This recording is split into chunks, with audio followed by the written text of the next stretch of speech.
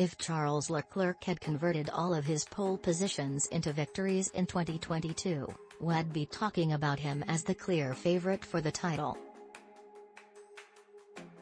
In 8 qualifying sessions this year, he has been fastest in 6, including on Saturday in Baku, while he has taken second place in the other 2, behind Sergio Perez in Saudi Arabia and Max Verstappen at Imola. Of course, the fact Leclerc's Ferrari is so fast over one lap but more evenly matched with the Red Bulls in the race is one of the reasons this year's World Championship is so open and exciting. Ferrari's treatment of its tires means it can easily get them up to temperature over a single lap, but managing them over a race distance is not always so straightforward and has been a consistent weakness for Leclerc compared to championship leader Verstappen.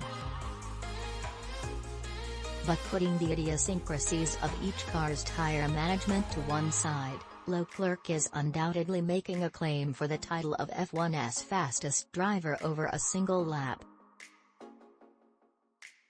His Baku pole position lap was the latest example of his pinpoint precision and masterful speed, as he came close to the barriers on the apex and exit of almost every corner without once looking out of control. In a session that had looked closely matched between the 4 drivers of the top 2 teams throughout Q1, Q2 and the first run in Q3, Leclerc found nearly 0 3s over his nearest rival when it mattered, and did so without the advantage of a slipstream on Baku's long pit straight.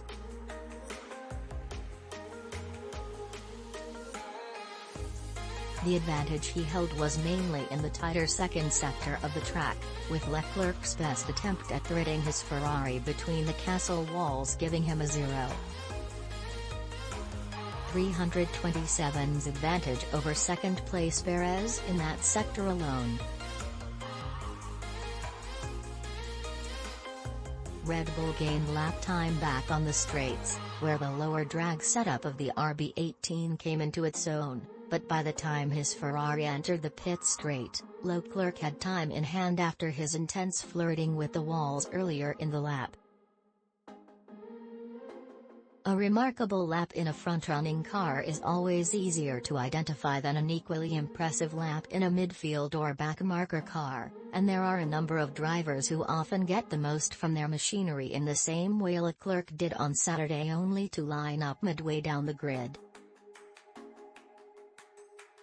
George Russell, for example, would also be a candidate for the best qualifier in F1 after outperforming the man with the most pole positions in F1 history, Lewis Hamilton, at the past 3 events and hauling his Mercedes up to 5th on Saturday.